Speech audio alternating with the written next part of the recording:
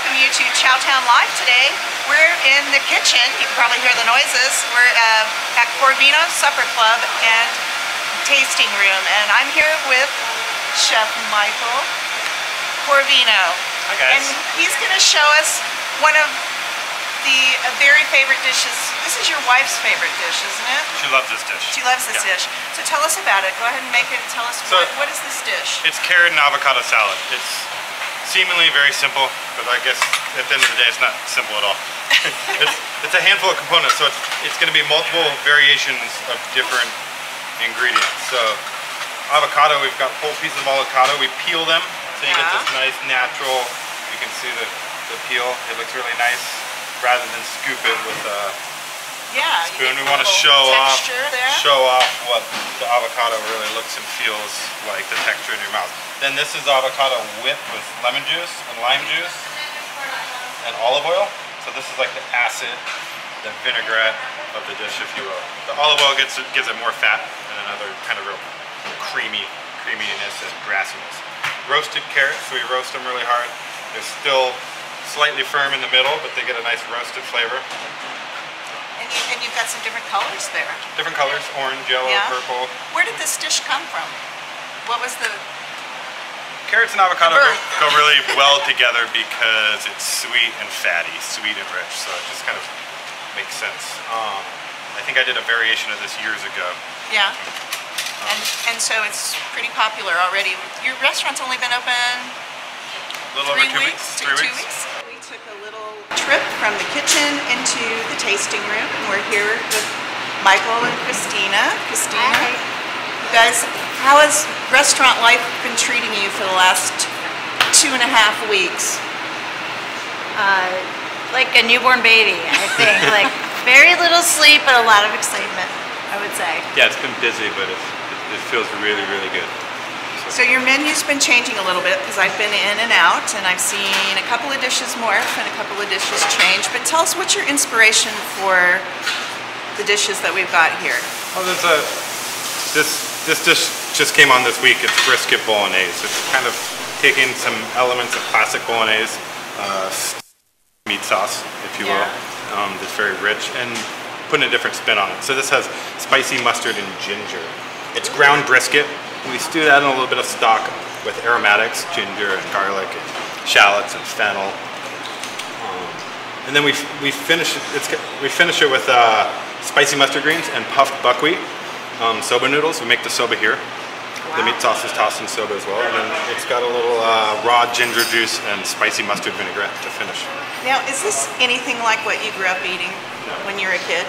Okay. But it has that warming kind of savory sensation of like bolognese, what a homey dish. Well, it's Italian without being Italian, right? I mean, you're taking it to a new level, right? It's not a traditional Italian dish, but it is. But not at all. the idea comes from a traditional Italian dish. Right, but now you've really put your own spin on it. Tell me about a couple other dishes that have been taking off here. We have actually an example. Late night's going pretty nuts for you, I understand. It's a tasty menu. So it's really the experience of that flow of many different tastes and courses. So while these oysters we're serving in the supper club, an oyster at the beginning of the meal would be very typical. These are served with kind of a play on a classic mignonette, but with dashi, Japanese smoky sauce. It's delicious looking. And where are your oysters from? So from all over? We're sourcing kind of from all over.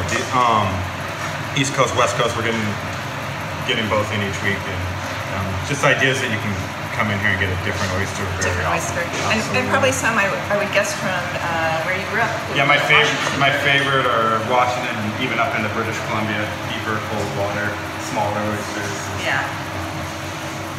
Can I go ahead and taste? Would you taste too? Absolutely. They're my favorite. Let's slurp them down. Cheers. Christina, cheers. There just happens to be a glass of sparkling here for you too. So.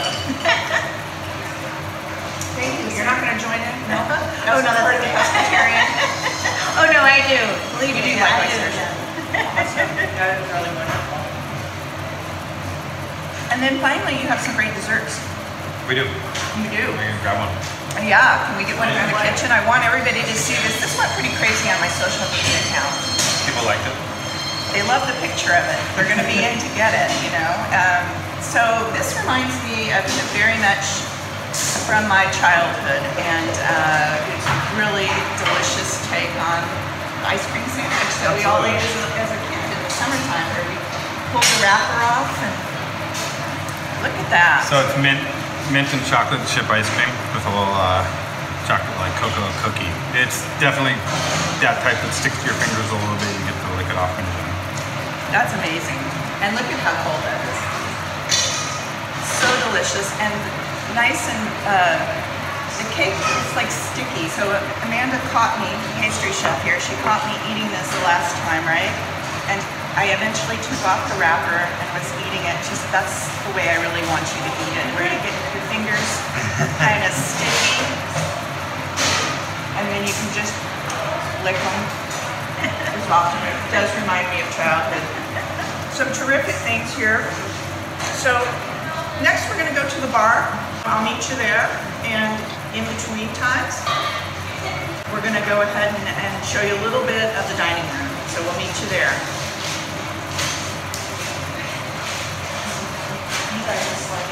So I'm with Ross Jackson right now, and this is always hard for people to say, I think. Are you a sommelier or a sommelier? Or just, I heard you saying a som. What is that? Yeah, so in the business, we definitely like to shorten it down to the word som. So I think that either pronunciation is actually correct. So what is that? When I come in and I'm at a fancy restaurant, I know that you can help me sort of curate through some bottles, but what are you doing in this casual, fun, late night, crazy place? Yeah, so, I think that, and actually whether it's wine, it's beer, it's cocktails, spirits, we want them to know what they're drinking, we want them to be excited about it, we want them to be happy. So how do I get your attention when I'm at the table and I'm thinking, maybe this glass of wine, maybe this bottle, oh, maybe I'll get a cocktail. Oh, well, how do I get your attention? It definitely starts with the server. The server will always ask if they'd like to talk with me, but you'll always see me just walking up and down the aisles in the dining room.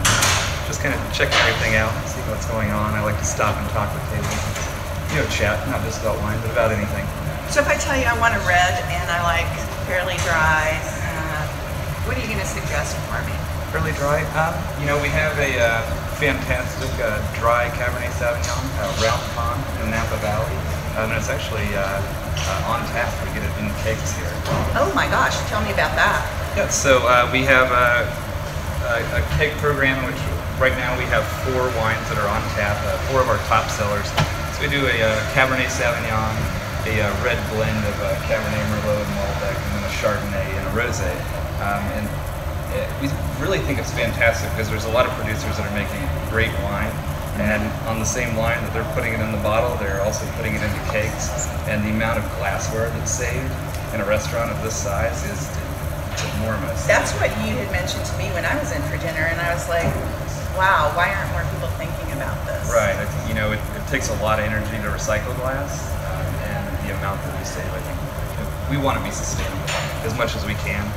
I think that's a great way to do it. So keg wine, it's good stuff. It's not like it is. No, there's really no difference in quality. Most of the, I would say all of the wine that you drink before it goes in the bottle sits in stainless steel. So it's really exactly the same as the other wine. And so that probably helps with oxidation too, doesn't it? It does. It helps with oxidation. It keeps it fresher. Some people are worried that they order a glass of wine and like, has this wine been open since the night before? Well, it's fresh for months. I think that the average lifespan once the cake's been packed is about 6 months without any level of oxidation. So that's awesome. Pretty fantastic. That is really fantastic. Anything about the bar that we need to know? This is like a really cool 35-foot bar. Yeah, I'd say definitely. Brian, are you coming down to tell us a little bit about an old-fashioned, I think, right? Yeah, it's the old-fashioned cocktail. So this is Ryan Miller, and he works at the bar here. Yes. Bar manager. Can you tell us a little bit about Sure. what's special about this? Yeah, we offer a choice of spirit with the old-fashioned. Supper Club is very regional, and in fact, the guy that started Supper Club was from Milwaukee, Wisconsin, and they like to drink brandy in their old-fashions. we kind of elevate that a little bit. We use a French brandy. This is VSOP cognac from the Bordeaux region. It's a really nice sipping cocktail. It's great to start off your dinner and then maybe follow up with several bottles of wine. I like that very much. That's excellent. And I want to thank everyone, especially Michael and Christina, for having us here today and showing us your restaurant. I know this is your pride and joy. Michael, before we go, tell us what that symbol behind us on the wall, that bird, what's that all about? That is a raven, so Corvino in Italian means raven. Excellent. And that's painted by a local artist? Yeah, Jeremy Collins, a friend of ours. That's awesome. Well, so thanks for watching today. Come on down to Chowtown Live. We're trying to do these weekly. We enjoy it. And also come down to Corvino Supper Club. It's at 1830 Walnut. Thank you. Thanks.